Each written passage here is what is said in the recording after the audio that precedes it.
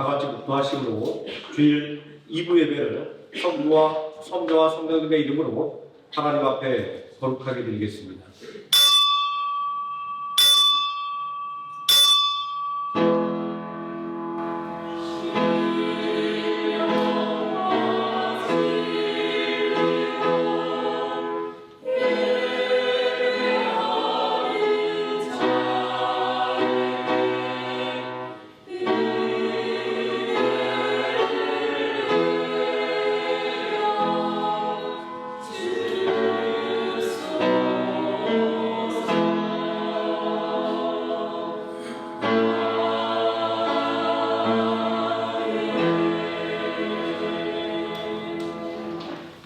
예수께서 그들에게 항상 기도하고 낙심하지 말아야 할 것을 비유로 말씀하여 이르시되 어떤 도시에 하나님을 두려워하지 않고 사람을 무시하는 한 재판장이 있는데 그 도시에 한 과부가 있어 자주 베에게 가서 내 원수에 대한 나의 원한을 풀어줘소서 하되 그가 얼마 동안 듣지 아니하다가 후에 속으로 생각하되 내가 하나님을 두려워하지 않고 사람을 무시하나 이 과부가 나를 번거롭게 하니 내가 그 원한을 풀어주리라.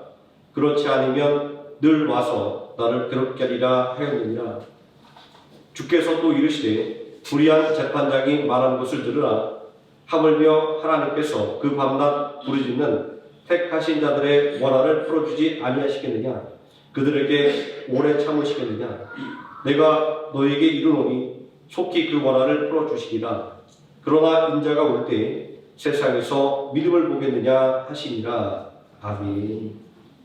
자리에서 일어나셔서 찬송가 1자 함께 찬송하시겠습니다.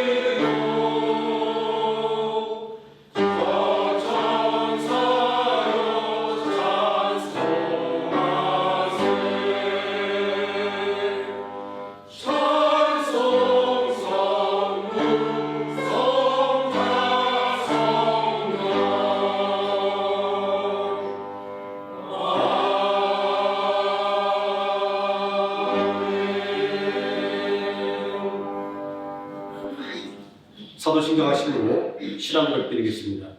전능하사 천지를 만드신 하나님 아버지를 내가 믿사오며 그 외아들 우리 주 예수 그리스도를 믿사오니 이는 성령으로 잉태하사 동정녀 마리아에게 나시고 본디오 빌라도에게 고난을 받으사 십자가에 못 박혀 죽으시고 장사한 지 4일 만에 죽은 자 가운데서 다시 살아나시며 하늘에 오르사 전능하신 하나님 우편에 앉아 계시다가 저희로서 산자와 죽은 자를 심판하러 오시리라. 성령을 믿사오며 거룩한 공예와 성도가 서로 교통하는 것과 죄를 사하여 주시는 것과 몸에 사는 것과 영원히 사는 것을 믿사옵나이다. 아멘.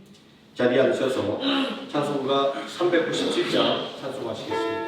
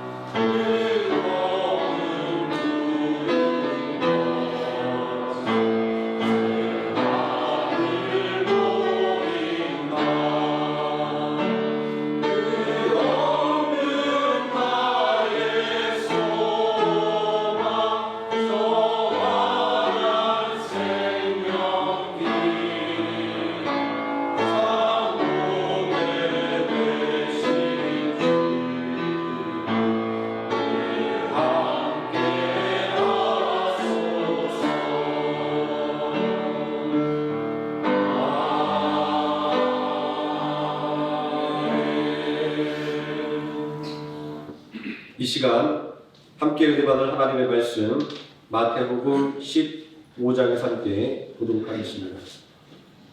마태복음 15장 21절에서 28절까지 말씀입니다. 제가 먼저 한 절 읽고 우리 속인 한 절씩 교독하시고 마지막 절은 함께 읽습니다. 예수께서 거기서 나가사 두로와 시돈 지방으로 들어가시니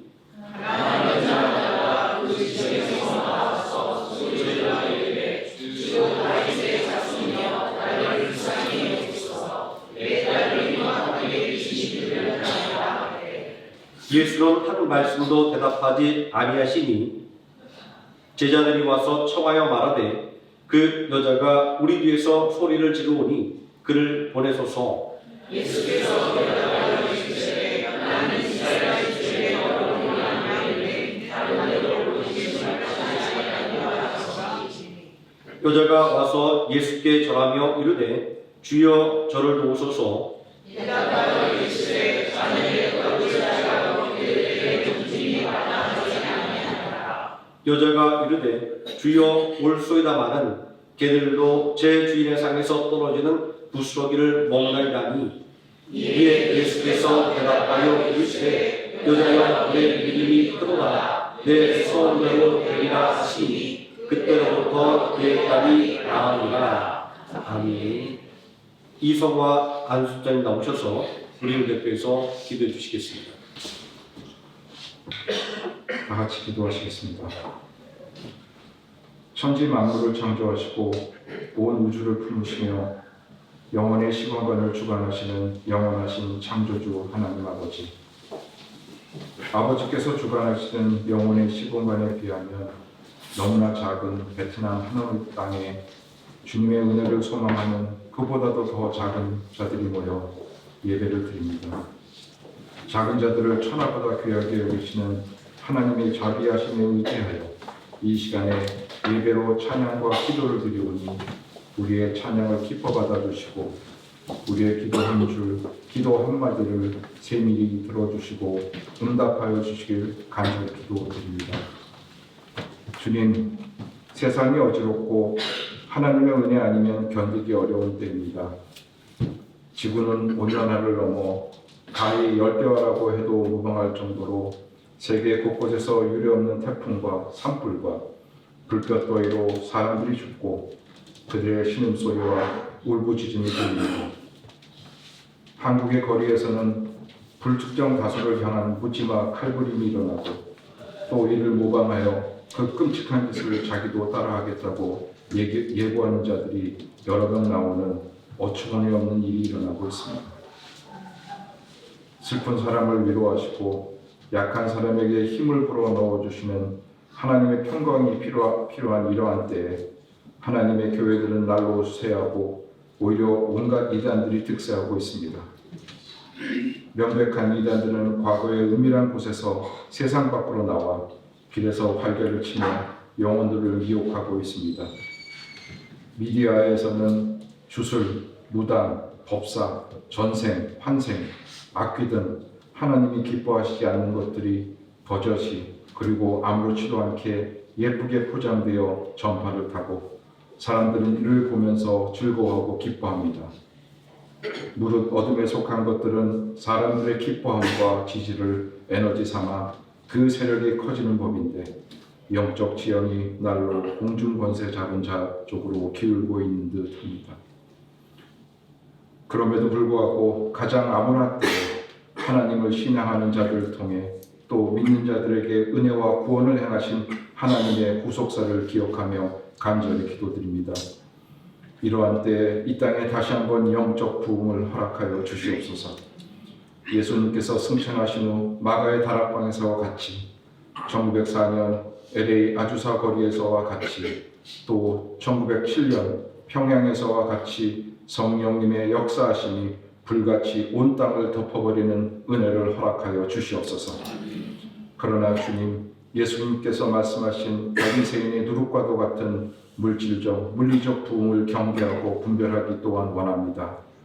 부흥은 숫자와 크기의 문제가 아니라 신자 개개인들의 회심을 통해 새로워지고 성령님의 강력한 인지하심을 통해 신자들의 삶과 세상이 회복되는 것을 의미하며 지역, 국가, 그리고 세계적으로 선한 영향을 미치는 것임을 성령과 교회사를 통해 밝히 알게 하셨습니다.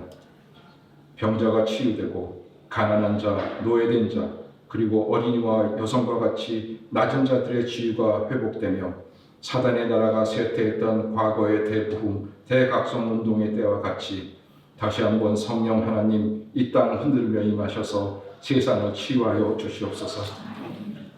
하노이 생명나무 교회를 위해 기도드립니다. 비록 작지만 성령 충만한 교회 되게 하여 주셔서 세상을 치유하고 사단에 묶인 바 된 자들의 결박을 풀며 이 땅 가운데 부흥의 물결에 마중물 같고 부흥의 불길에 불쏘시개 같은 교회 되게 하여 주시옵소서. 이를 위해 단위에 세우신 김성임 목사님 지혜와 명철을 더하여 주시고 말씀의 깊이에 더 깊게 들어갈 수 있도록 인도하여 주시옵소서. 또한 교회 지체 한 사람 한 사람 세밀히 살펴주시사 영육간의 피로를 채워주시고 성경의 비밀을 밝히 알게 하셔서 하나님의 음성을 들을 수 있는 한 사람 한 사람 되게 하여 주시며 하나님의 경륜에 일익을 능히 감당할 수 있는 거룩한 성도들로 세워 주시옵소서. 이제 시작하는 시간입니다. 함께하여 주실 것임을 믿사오며 지금도 우리를 불쌍히 여기사 하나님 우편에 앉아 눈물로 기도하시는 예수님의 이름으로 기도드립니다. 아멘.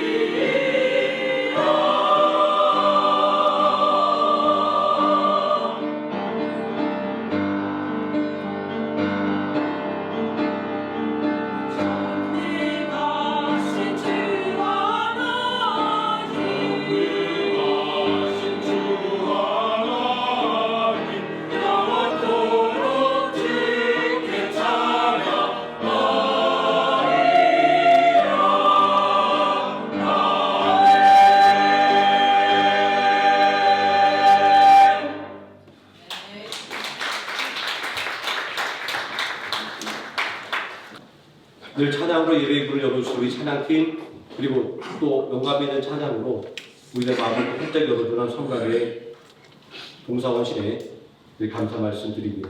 늘 제가 좀 이렇게 힘이 없다가도 함께 찬양하고 그리고 또 성가대 찬양 드리면 또 새로운 힘을 얻어서 이 자리에 설 수 있어서 더 개인적으로도 너무나도 감사한 말씀을 또 한 번 드립니다. 오늘 봉독한 하나님의 말씀, 큰 믿음이라는 제목으로 함께 하나님 말씀의 은혜를 나누도록 하겠습니다.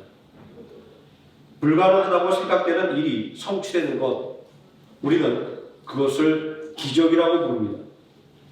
예수님을 그리스도 주님으로 믿는 우리는 이러한 기적을 체험한 사람들입니다. 하나님의 백성이 아니었던 사람들이 이제는 하나님의 백성이 되었기 때문입니다. 더 나아가서 하나님의 사랑받는 자녀가 되었기 때문입니다. 구원과 양자됨, 성경은 이것을 하나님의 은혜라고 말합니다. 그러므로 기적의 나름 이름은 하나님의 은혜라고 부를 수 있는 것입니다. 그렇게 그리스도인은 본질적으로 기적을 체험한 사람이며 기적의 사람인 것입니다. 그렇습니다. 우리는 우리의 삶 속에서 매일매일 그리고 매 순간마다 하나님의 은혜를 소망해야만 하는 것입니다. 왜냐하면 그것이 바로 믿음이기 때문입니다. 오늘 말씀을 보면 귀신 들린 딸 때문에 애통해하는 엄마가 있습니다. 말씀에 기록된 그대로 흉악한 귀신이 들린 것인지 불치병이 걸린 것인지 판별하기는 어렵습니다. 왜냐하면 옛날에는 질병의 원인을 다 귀신이 들렸기 때문이라고 생각했기 때문입니다. 또 본문 28절 말씀을 보면 귀신을 쫓아내셨다는 말씀 없이 그저 그의 딸이 나으리라고 말씀하고 있는 것은 불치병을 고쳐주신 것으로도 이해할 수 있기 때문입니다. 어쨌든 이 여인의 딸이 고통받고 있는 것은 불변의 사실입니다. 아마 이 여인은 고통받는 딸을 고치기 위해서 별별 방법을 다 써봤을 것입니다. 의원을 찾아가도 그리고 백약이 무효였을 것입니다. 어떠한 종교 지도자도 도움을 주지 못했을 것입니다. 이제 이 여인에게 남은 방법은 단 한 가지였습니다. 그것은 바로 예수님을 찾아가는 것이었습니다. 예수님은 어떤 분위기에 절망에 빠진 여인에게 소망이 되었을까요? 예수님은 흉악한 귀신을 쫓아내며 병든 자를 치유하시며 모든 약한 자를 고치시는 분이었습니다. 예수님의 옷자락에 손을 대기만 해도 질병이 깨끗하게 치료되었습니다. 마태복음 14장 36절은 이러한 사실을 증거하고 있습니다. 다만 예수의 옷자락이라도 손을 대게 하시기를 간구하니 손을 대는 자는 다 나음을 얻으니라. 예수님은 이스라엘 백성들이 그토록 고대하던 메시아, 다시 말해서 백성들의 눈물을 닦아주시는 그리스도였던 것입니다. 귀신 들린 딸 때문에 애통하는 한 엄마가 예수님을 찾아온 것은 예수님이 구원자 그리스도이심을 믿었기 때문입니다. 또한 그리스도이신 예수님 외에는 딸을 고통에서 해방시켜 주실 분이 없다는 것도 믿었기 때문입니다. 이러한 여인의 믿음은 예수님을 부르는 그의 외침 속에 구구절절하게 녹아 있습니다. 주 다윗의 자손이여 나를 불쌍히 여기소서. 누구든지 주의 이름을 부르는 자는 구원을 받으리라는 로마서 10장 13절의 말씀은 바로 이 여인을 두고 한 말씀인 것입니다. 그런데 이러한 성경 말씀이 무색해지는 상황이 벌어졌습니다. 그것은 여인의 간절한 외침을 듣고도 예수님께서 못 들은 척 하신 것입니다. 23절에 예수는 한 말씀도 대답하지 아니하시니 라고 이 상황을 묘사하고 있습니다. 이 상황은 분명하게 예수님이 듣지 못한 것이 아니라 대답하지 않으신 것입니다.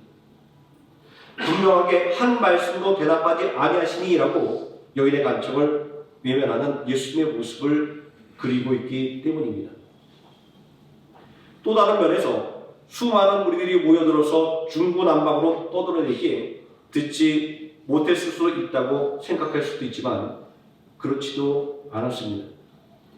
예수님 옆에서 따르던 제자들이 여인의 외침을 듣고 예수님께 여인에 대해서 말하고 있기 때문입니다.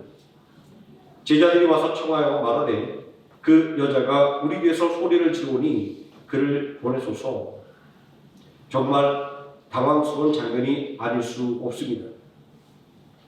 예수님은 분명 당신을 찾아온 백성들을 불쌍히 여겨주시고 병을 고쳐주시는 분이었기 때문입니다.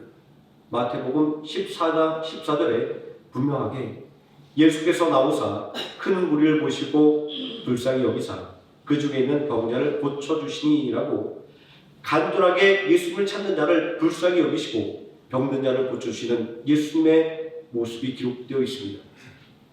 그런데 그런 예수님께서 지금 이 순간만큼은 도움이 필요한 사람을 철저하게 외면하고 있으니 정말 당황스러운 상황인 것입니다. 그러나 더욱더 당황스러운 일은 이 일이 여기에서 그치는 것이 아니었다는 것입니다.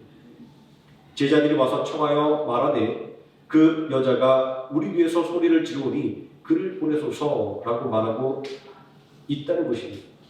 이 말은 이름 모를 여인이 손안을 피우니 빨리 쫓아내달라는 말이 아닙니다. 이름 모를 여인이 간절하게 예수님의 도움을 요청하고 있으니 웬만하면 소원을 들어주시는 것이 좋겠습니다 라는 말이었습니다. 이러한 제자들의 반응은 마가복음 10장 46절 이하에 기록되어 있는 맹인거지 바디메오를 대하는 사람들의 반응과는 상반된 것이었습니다. 바디메오가 다윗의 자손 예수여라고 예수님의 도움을 요청할 때 사람들은 맹인거지 바디메오에게 시끄러우니 잠잠하라 라고 꾸짖었습니다. 그런데 병든 딸을 고쳐달라고 호소하는 엄마의 모습이 얼마나 애처로웠으면 제자들이 나서서 예수님이 도와주셔야 합니다 라고 말할 정도였을까요? 이쯤 되면 예수님도 못 이기신 척하고 여인에게 관심을 보이는 것이 인지상정일 것입니다. 그런데 예수님의 입에서 나온 대답은 정말 당황스러운 것이었습니다. 나는 이스라엘의 잃어버린 양 외에는 다른 데로 보내심을 받지 아니하노라.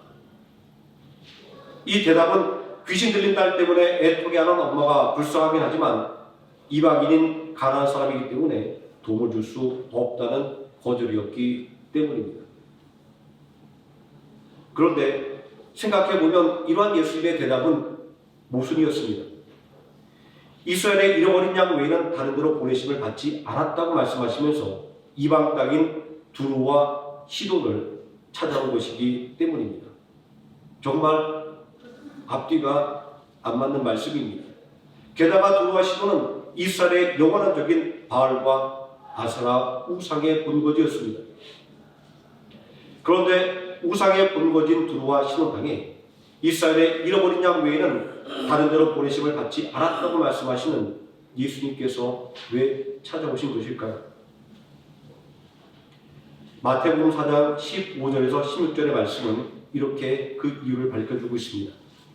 스불론 땅과 납달리 땅과 요단강 저편 해변길과 이방의 갈릴리여 흑암에 앉은 백성이 큰 빛을 보았고 사방의 땅과 그들에 앉은 자들에게 빛이 비쳤도다 하였느니라 라고 하는 이사야서의 말씀을 인용하여 인종과 나라에 상관없이 모든 사람을 권한 오신 예수님의 사명을 증거한 바가 있습니다.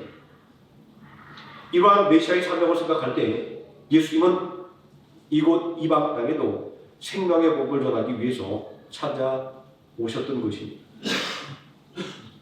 그럼에도 불구하고 나는 이방인에게는 보냄을 받지 않았다고 거절하신 것은 분명한 의도가 있는 것입니다.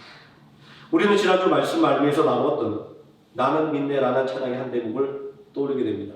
오늘 또 마지막 찬양으로 불렀기도 합니다. 내게 허락하신 시련을 통해 나의 믿음 더욱 강하게 자라나고 그렇습니다.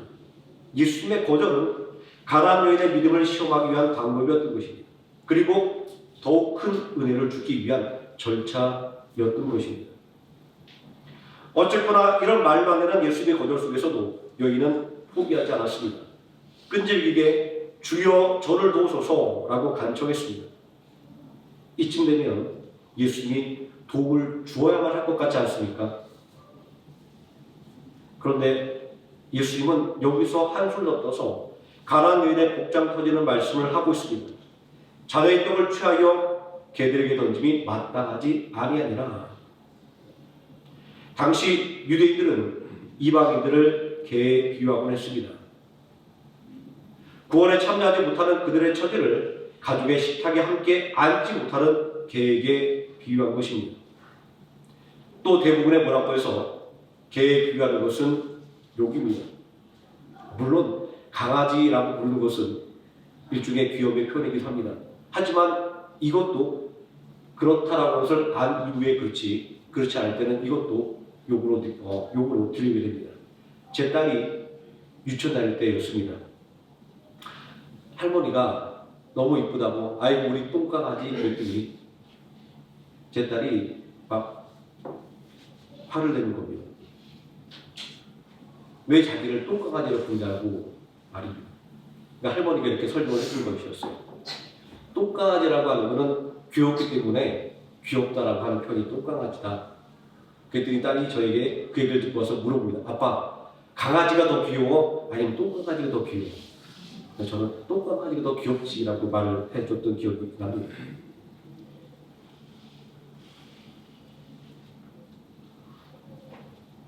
예수님의 성품을 생각하면 도움을 요청하는 힘없는 여인에게 이런 모욕감을 주기는 만무합니다.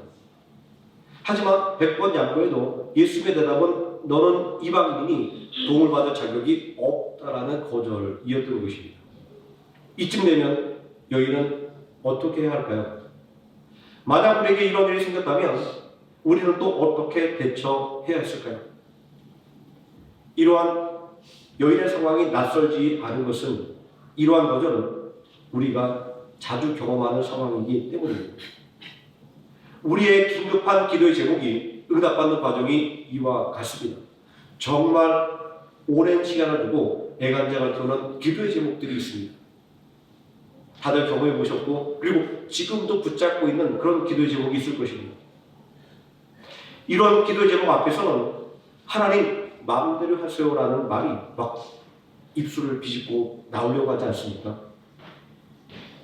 그러니 가나안 여인과 같은 상황을 맞이하게 되었다고 한다면 아마 성질 깊은 요즘 사람들 같으면 나를 무시해도 유분수지 당신이 뭔데 나를 개 XX에 비유해 라고 화를 내고 돌아가실 것입니다.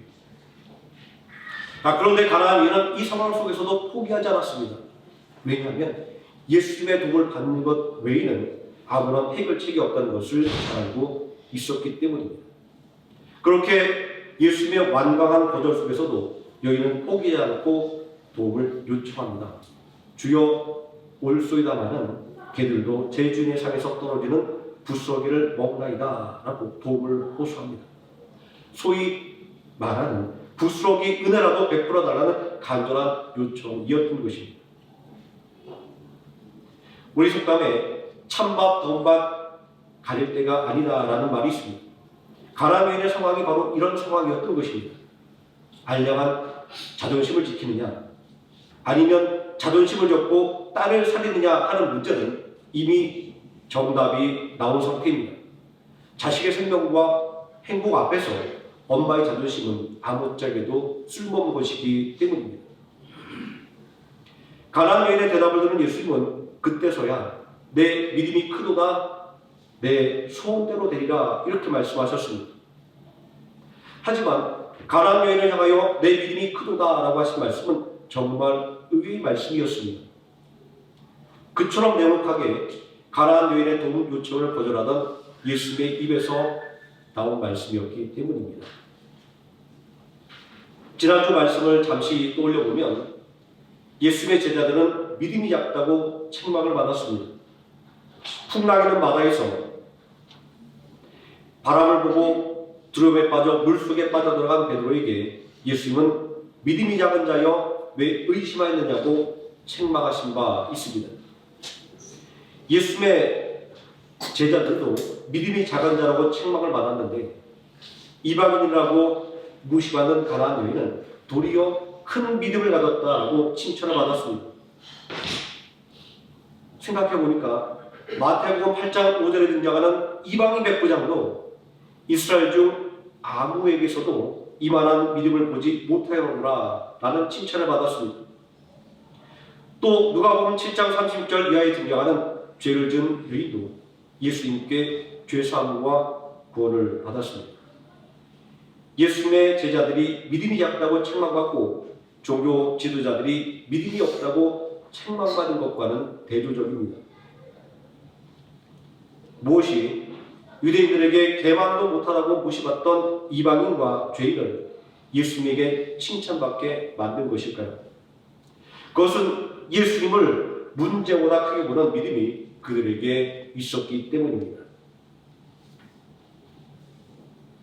나는 믿느라고 하는 찬양의 가사도 내가 겪는 시험이 어렵고 힘겨워도 내 주님보다 크지 않냐라고 주님의 크심을 인정하는 것이 큰 믿음이라고 하는 것을 고백하지 않습니까?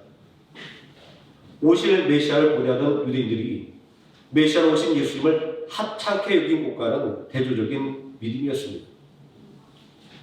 마태복음 13장 55절에서 57절까지 말씀은 유대인들이 예수님을 대하는 자세를 이렇게 보고하고 있습니다. 이는 그 목수의 아들이 아니냐? 그 어머니는 마리아, 그 형제들은 야고보, 요셉, 시몬, 유다라 하지 않느냐? 그 너희들은 다 우리와 함께 있지 아니하냐? 그런즉 이 사람의 이 묻은 것이 어디서 났느냐고 예수를 배척한지라. 예수님의 능력을 목격하고도 예수님의 권위 있는 말씀을 듣고서도 예수님이 그리스도임을 인정하지 못하는 것은 예수님의 육신의 배경과 겉모습만을 보았기 때문입니다. 다시 말하자고 한다면 믿음이 없었기 때문입니다. 한마디로 예수님을 하찮게 여긴 것입니다. 이런 사람들은 절대로 하나님의 은혜를 경험할 수가 없습니다. 마태복음 13장 58절도 믿음이 없는 곳에서는 예수님도 능력을 행하지 않으셨다라고 말씀하고 있습니다. 반면 유대인들에게 무시당하던 수가성의 사마리아 사람들은 자신이 그리스도임을 증거하는 예수님의 말씀을 듣고 예수님이 그리스도이심을 고백하고 믿었습니다. 예수님을 성전보다 크게 보는 믿음의 눈을 뜨게 되었기 때문입니다. 예수님에게 철저하게 무시를 당하는 가나안 여인이 자존심을 버리고 예수님께 간절하게 도움을 요청한 것은 예수님만이 흉악한 빛이 들린 자신의 딸을 고쳐줄 수 있다고 믿었기 때문입니다. 다시 말해서 문제보다 큰 예수님을 바라보았기 때문입니다. 예수님을 문제보다 크게 보는 믿음의 눈을 가졌기에 온갖 거절과 수모를 무릅쓰고도 예수님께 도움을 요청할 수가 있었던 것입니다. 만약 예수님의 능력에 대해서 의심했다고 한다면 그는 끈질기게 매달리지 못했을 것입니다. 만약 긍휼을 베푸시는 예수님을 믿지 못했다고 한다면 중도에서 포기하고 말았을 것입니다. 예수님의 능력과 권위 있는 말씀을 듣고도 예수님의 육신적인 배경을 바라보고 예수님을 무시하는 사람들과는 대조되는 모습입니다. 그러니 예수님을 크게 보는 믿음을 고백한 가나안 여인에게 내 믿음이 크도다라는 칭찬을 받고 또 내 소원으로 되리라는 응답을 받게 된 것은 전혀 이상한 일이 아닌 것입니다. 이방인 백부장이 하인의 병을 고치기 위해 예수님을 찾아온 것도 예수님을 크게 보는 믿음이 있었기 때문입니다. 말씀만 하시면 내 하인이 낫겠습니다 라는 말도 그의 큰 믿음을 나타내는 것이지만 그보다 더 큰 믿음은 예수님을 크게 보는 믿음이었습니다. 이방인 백부장은 이렇게 말했습니다. 나도 남의 수하에 있는 사람이요 내 아래로 군사가 있으니 이더러 가라 하면 가고 저더러 오라 하면 오고 내 종도로 이것을 하라 하면 하라이다. 이 말은 예수님을 자신의 구주로 믿고 섬기자는 고백인 것입니다. 내 부하와 내 종이 명령을 따르는 것처럼 자신도 주님이신 예수님의 명령을 따르겠다는 고백이기 때문입니다. 또 자신이 군인으로서 상관의 명령에 복종하듯이 영혼의 구주이신 예수님의 말씀에 복종하겠다라는 고백이 것입니다. 예수님을 주님으로 고백하는 믿음이야말로 이스라엘 사람들 중 아무에게서도 이보다 큰 믿음을 보지 못했다라고 하는 칭찬을 받기에 충분히 했던 것입니다. 죄를 지은 여인이 사람들의 비난을 무릅쓰고 바리새인의 집에 초대받지도 못했음에도 찾아온 이유는 무엇이었을까요? 또 식사하시는 예수님께 값비싼 향료를 부은 것은 무엇 때문이었을까요? 예수님을 세상의 어떤 권력자보다 크신 분으로 믿었기 때문입니다. 또 예수님을 세상의 어떤 종교 지도자들보다 크신 분으로 믿었기 때문입니다. 생각해보면 예수님께 향료를 부은 여인의 행동은 그 시대의 모든 금기를 깬 사건이었습니다. 바리새인의 집에 죄인이 찾아온다는 것부터 말도 안 되는 일이었습니다. 왜냐하면 여기서 말하는 죄는 법률적인 죄일 수도 있지만 바리새인들이 가장 무겁게 여기는 율법에 관련된 죄가 분명했을 것이기 때문입니다. 거기에다가 초대받지 않은 자리에 여자가 그것도 식사 자리에 나온다고 하는 것은 용납되지 않는 일이었기 때문입니다. 평상시라고 한다면 당장 쫓겨날 상황이었습니다. 예수님께 도움을 요청하는 매인거지 바디머리 외침에 조용히 하라고 매몰차게 닥달하는 사람들의 반응을 생각하면 이런 경우라고 한다면 말할 것도 없습니다. 그럼에도 불구하고 죄를 지은 여인이 그 자리에서 쫓겨나지 않을 수 있었던 것은 그를 통해 예수님을 시험해 보려고 하는 바리새인들의 불신 때문이었습니다. 누가복음 7장 39절에는 예수를 청한 바리새인이 그것을 보고 마음에 이르되 이 사람이 만일 선지자라면 자기를 만지는 이 여자가 누구냐 어떠한 자 곧 죄인인 줄을 알았으리라거늘 이라고 예수님을 시험하고 있는 바리새인의 불신이 기록되어 있습니다. 예수님을 메시아로 인정하지 못하고 끊임없이 시험하는 종교 지도자의 모습 속에서 예수님이 그리스도이심을 믿고 담대하게 예수님 앞에 헌신을 아끼지 않은 여인의 믿음은 더욱더 빛날 수밖에 없는 것입니다.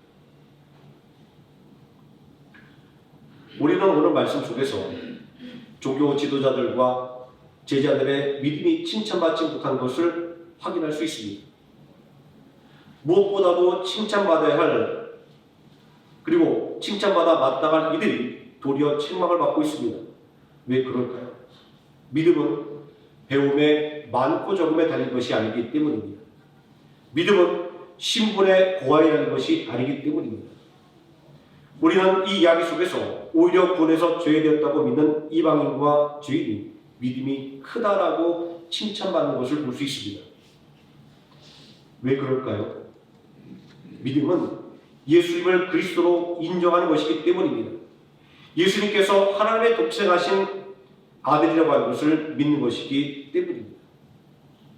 주 다윗의 자손이여 라고 예수님이 그리스도이심을 고백하는 가난 여인의 외침은 예수님께서 구원자 그리스도이심을 고백하는 것입니다. 다시 말해서 예수님을 문제보다 크신 분이라고 하는 것을 믿는 것이 큰 믿음이라고 하는 것을 보여줍니다.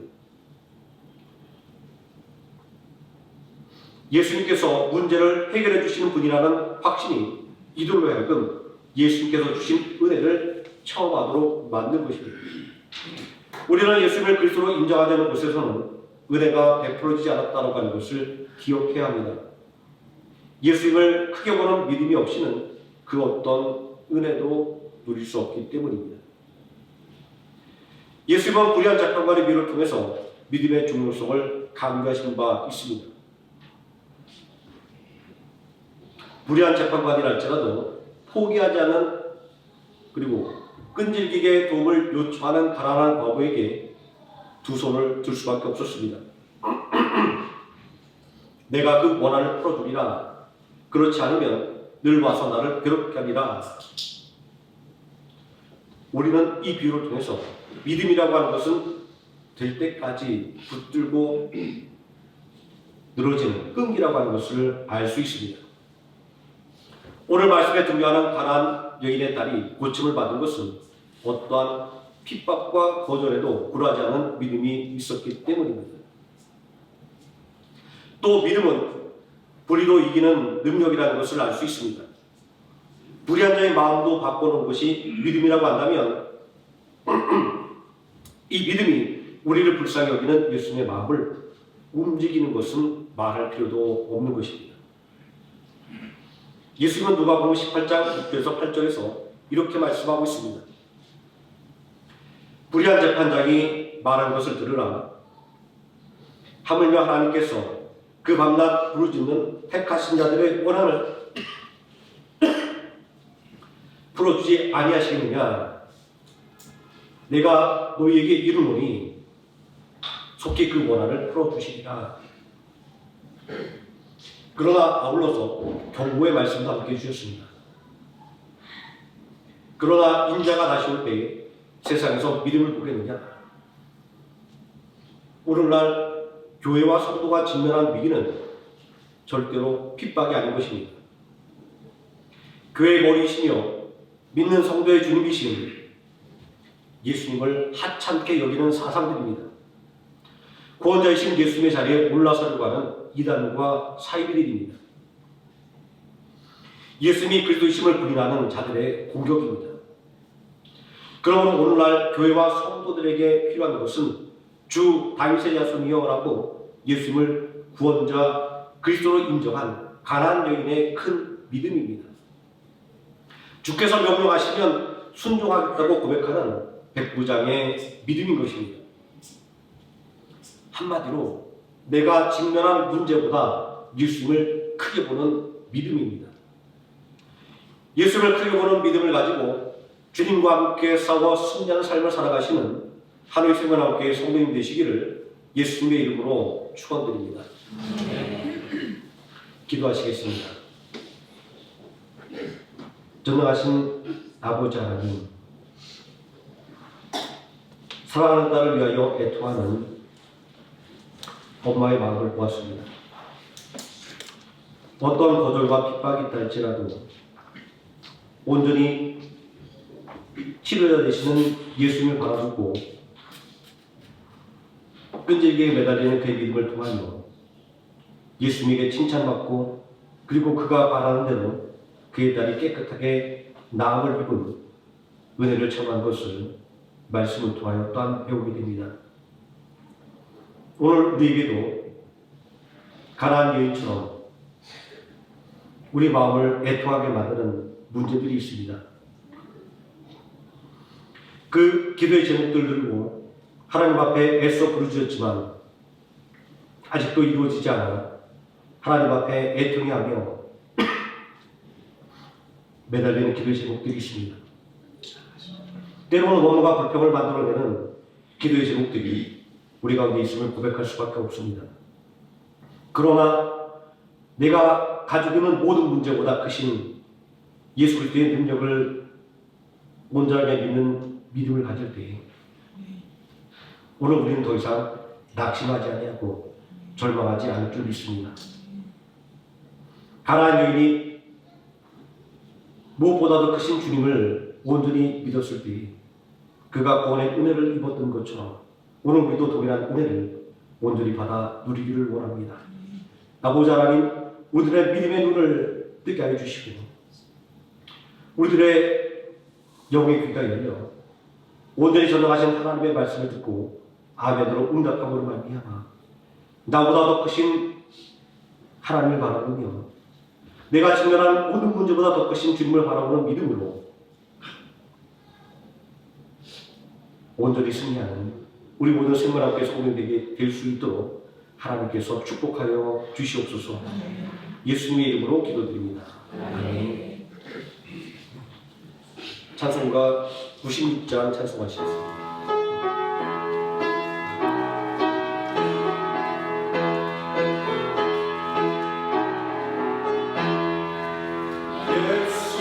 예수님은 누구시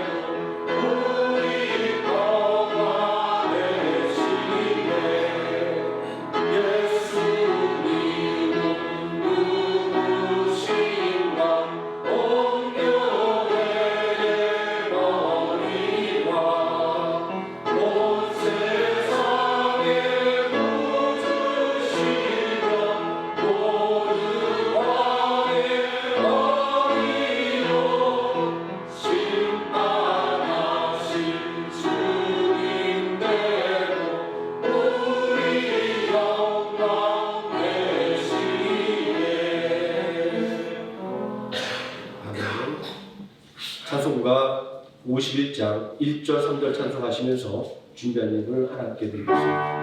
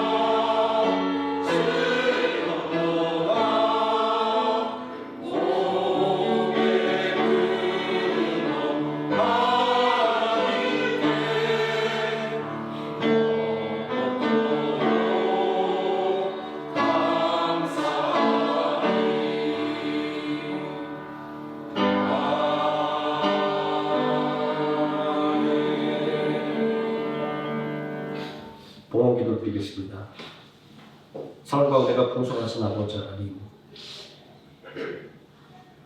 오늘도 변함없이 우리 주님의 거룩한 날을 우리에게 허락하여 주시고 우리의 발걸음을 인도하시고 우리의 마음을 활정대로 하나님을 찬양하며 하나님의 은혜를 고백하며 경배하게 해주시길 감사드립니다. 아버지 하나님, 돌아볼수록 우리의 모든 삶에 하나님의 은혜가 없다고 한다면 한순간도 온전히 있을 수 없었음을 아버지 하나님 이 시간 다시 한번 고백하며 하나님께 받은 것을 또 하나님 앞에 귀하게 구별해 드렸습니다.